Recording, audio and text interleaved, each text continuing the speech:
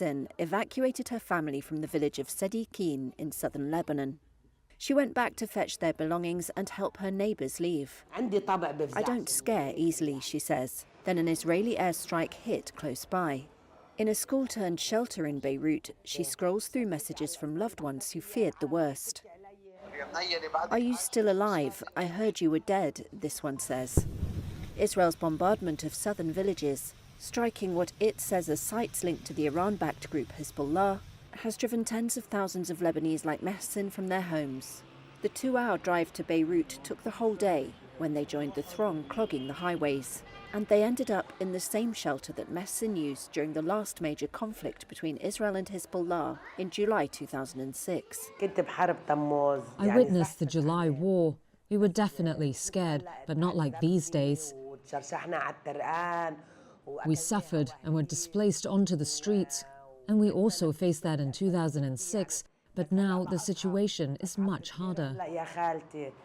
Suad Madeh was registering her name at the same shelter after fleeing the southern village of Qaseba. Reaching Beirut did not bring a sense of peace. Even in Beirut, there is an atmosphere of war. Of course we're in a war, she says. The residents of both women's villages had got used to sporadic bombardment nearby over months of cross-border fire triggered by the war in Gaza. But they were unprepared for a sudden escalation on Monday, Lebanon's deadliest single day since its civil war ended in 1990.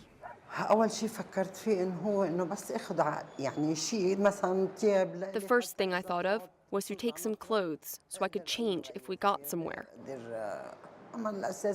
Just the basics, and of course, the medicines I take. Nothing more than that. No one cares anymore about little things like the house because fear takes over. You just want to get out alive.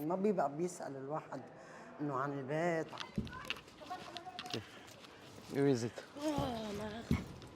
It's over our head. That's the sound of rockets being intercepted over northern Israel, where Oren Kakun is sheltering in a hotel, as he has since last October 7th.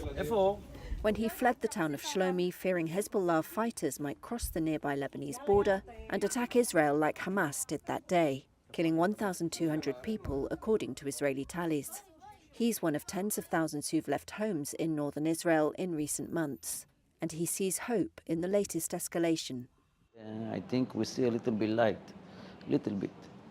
that we attack seriously Hezbollah, that we show them that we want to go back home. And this is what we see now, that the strength of the IDF, that wasn't there in the 7th of October.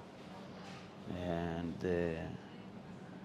all of us are hopefully that it will be until we get safe again. As the fighting has slowed in the ruins of Gaza, Israel's military focus has shifted to the north. Prime Minister Benjamin Netanyahu has been under growing political pressure to bring the evacuated residents back to their homes.